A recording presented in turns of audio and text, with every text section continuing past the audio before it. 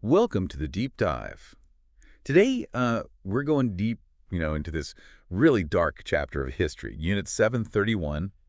It was a covert Japanese biological and chemical warfare unit operating during World War II. hmm We're going to be using some pretty intense sources here, declassified documents, survivor testimonies, really trying to uncover the truth about the horrific experiments they conducted and the sheer scale of the atrocities committed. Right.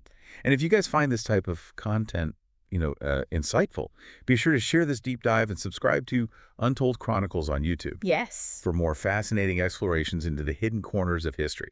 Now, this unit was shrouded in secrecy for a long time. hmm And it wasn't just some small hidden lab or anything. It was a massive complex Yeah. disguised as a public health center. Is that right? Yeah, that's right. It was a facility spanning over 6 square kilometers. Wow. In Harbin, in Japanese-occupied Manchuria, they had laboratories, living quarters for the staff, obviously, a prison, and even a crematorium. Oh, wow. Yeah. The location was strategic. It offered a buffer zone away from prying eyes and, well, tragically, a population that they considered expendable. So we're talking about a place designed not only for research, but for, really large-scale atrocity. hmm And they called their prisoners logs. They did. Logs, yeah. Hmm. It's really chilling how their language reflects the dehumanization that was at the core of Unit 731. Right. These weren't people to them, but just objects for, experimentation. Mm. And we're talking about thousands of victims, mainly Chinese civilians and prisoners of war, Right. but also Koreans, Russians, Mongolians, even some Allied But soldiers. it's hard to even imagine. When you hear experimentation, you think of a lab setting, but what they were doing goes so far beyond that. Absolutely, yeah. We're talking about deliberate infection with diseases like the plague, cholera, anthrax, typhoid. Mm-hmm. But it wasn't just about observing the diseases, it was about weaponizing them. Imagine being vivisected, Oh, God. alive, without anesthesia, just to observe the disease's progression. I mean, that's just beyond cruel. And it wasn't limited to diseases, right? Right. There were the frostbite experiments. Yeah, exposing prisoners to freezing temperatures and then, trying out various treatments, some of which involved fire. Oh, my God. And then there was the weapons testing. Grenades, flamethrowers, bombs, chemical weapons, Wow. all tested on live human beings. It's truly horrifying. Yeah. And as if the physical torture wasn't enough, they also performed forced organ removals, amputations, all under the guise of research. Right. Pregnant women were subjected to forced abortions and vivisections as well. And the sexual violence wasn't random brutality. They deliberately infected women with STDs as part of their studies. It's really hard to even fathom that level of just calculated cruelty. It's important to emphasize, for our listener that this wasn't just about some kind of twisted scientific curiosity, right? Right. Unit 731 was actively working to turn disease into a weapon of war. Exactly. They mass-produced deadly pathogens, testing them on entire villages. They did this by dropping plague-infected fleas Oh, wow. or contaminating food and water. Gosh. They even developed balloon bombs filled with biological agents to try to spread disease across enemy territory. Luckily, those had very limited success. Right. But it shows their intent. Yeah. So the war ends. Japan is defeated. What happens to Unit 731 and those responsible for these acts? Well, with Japan's defeat in 1945, Unit 731 scrambled to hide its crimes. They destroyed evidence, they executed remaining prisoners, they tried to vanish, but the truth eventually did come out. And were those responsible held accountable? Well, unfortunately, justice was far from complete. Okay. The U.S. was very interested in Unit 731's research, particularly on biological warfare, Yeah. so they struck a deal. Here's where it gets really complex.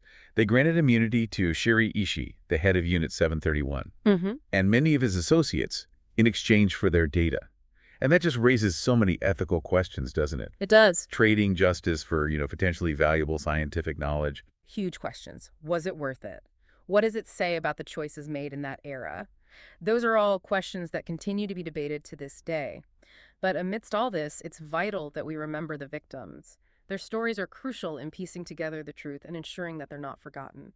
We have survivor testimonies, and the Unit 731 Museum in Harbin serves as a chilling reminder of the human capacity for cruelty. Yeah, the museum is such a powerful testament to the importance of remembering history, both the good and the bad. It's a place for reflection and remembrance, and hopefully a deterrent against future atrocities. What about justice and reconciliation? Are victims and their descendants still seeking acknowledgement and accountability from the Japanese government? Absolutely. They're still fighting for compensation, apologies, and a true reckoning with the past. It's an ongoing battle that deserves attention and support. This story is so difficult to hear, but it really forces us to confront the darkest parts of human nature. You know, how could such things happen? And it emphasizes the importance of speaking out against injustice, holding power accountable. The legacy of Unit 731 is a chilling reminder that we must never forget the past, so we can work to prevent these horrors from happening again. I think it's important here to really emphasize the scale of human suffering we're talking about. It's estimated that tens of thousands of people were killed at Unit 731. That's right. And we only know a fraction of what truly went on there because of the destruction of evidence.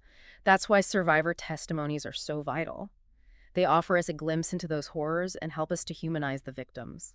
Let's take a moment to hear from one of those survivors. This is an excerpt from the testimony of a man who was just a child when he was imprisoned at Unit 731. His words are just a stark reminder of the human cost of those experiments. And it wasn't just the individuals who suffered, Right. it was entire communities.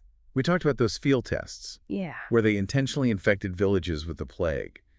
Those actions have had a ripple effect. I mean, it's still felt to this day. It's crucial to understand that the trauma inflicted by Unit 731 extends, far beyond the individuals directly subjected to those experiments. Absolutely. We're talking about intergenerational trauma. Yeah. That continues to affect families and communities. And the lack of full accountability from the Japanese government only makes that pain worse. It's... Like the wound has never been allowed to heal properly. Yeah. What about the scientists involved? What happened to them after they handed over their data to the U.S.? Well, many of them went on to have very successful careers, actually, in academia, medicine, even government. It's really unsettling knowing that individuals who committed such atrocities could escape any real consequences. It feels like such a betrayal of justice on Yeah. multiple levels.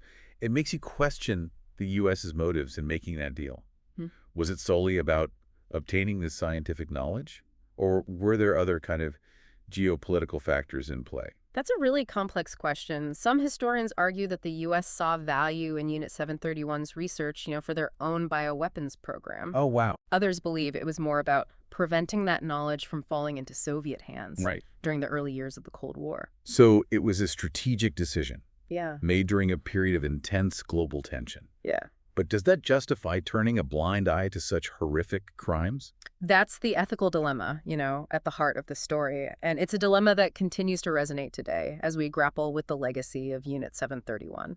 It reminds us that even in pursuing scientific advancement, we must never lose sight of our humanity. Yeah. And that includes holding those who commit atrocities accountable, regardless of their perceived usefulness at the time. Absolutely.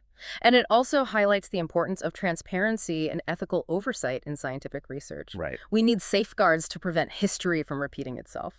The story of Unit 731 is a cautionary tale. It's a stark reminder of what can happen when ambition and ideology are allowed to run unchecked, It's a story that we must continue to tell and learn from to ensure that such horrors are never again perpetrated in the name of science or progress.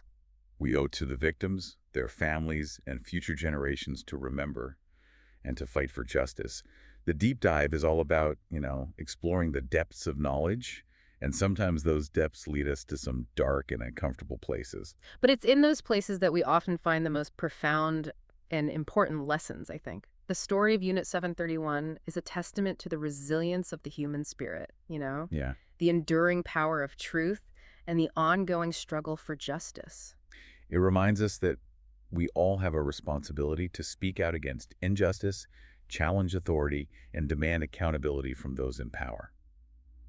Before we wrap up, there's one thought that I keep coming back to. Yeah, what's that? We've talked extensively about the victims, the perpetrators, the geopolitical context. But what about the everyday people living in Japan during the war? Right. What did they know about Unit 731? It's a fascinating question, and historians are still trying to piece that together. The Japanese government went to great lengths to keep Unit 731's activity secret, even from its own citizens. So it's possible that many people were completely unaware of the atrocities being committed in their name. Exactly. However, that doesn't completely absolve them of responsibility. It raises some important questions about complicity, the role of propaganda, the collective responsibility of a nation to confront its past. It's a nuanced issue, Yeah. a complex issue, one that deserves further exploration, for sure.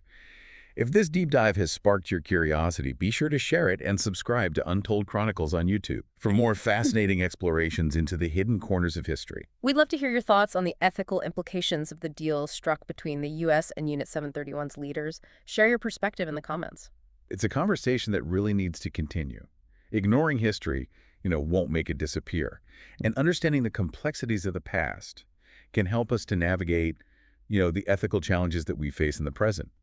This deep dive has been heavy, but also incredibly illuminating. It's a stark reminder that the pursuit of knowledge, even in the name of science or progress, should never come at the expense of human life and dignity. It really underscores the importance of remembering and honoring the victims. Their stories deserve to be heard, and their suffering should never be forgotten. Absolutely. We can't change the past, but we can learn from it and try to, work towards a future where these kinds of atrocities are never repeated. That's the key takeaway here. We all have a responsibility to be vigilant, to challenge injustice, and to make sure that the horrors of Unit 731 serve as a warning and not a blueprint, Right. for future generations. Well said. And on that note, I think it's time to wrap up this deep dive. It's been quite a journey. Yeah, it has. But it's a journey worth taking if it helps us understand the complexities of history and grapple with the ethical challenges that still shape our world today. If you found this deep dive insightful, be sure to share it and subscribe to Untold Chronicles on YouTube for more fascinating explorations into the hidden corners of history. And as always, we'd love to hear your thoughts in the comments. What resonated with you most from this deep dive? What questions are you still thinking about? Let's keep the conversation going. Until next time, keep exploring, keep questioning, and keep the memory of those lost to these atrocities alive. And remember, the pursuit of knowledge should always be guided by compassion, ethics, and a deep respect for human life. That's the legacy we should all strive to uphold. Beautifully said. And with that, we'll sign off. Thanks for joining us on this deep dive. Until next time.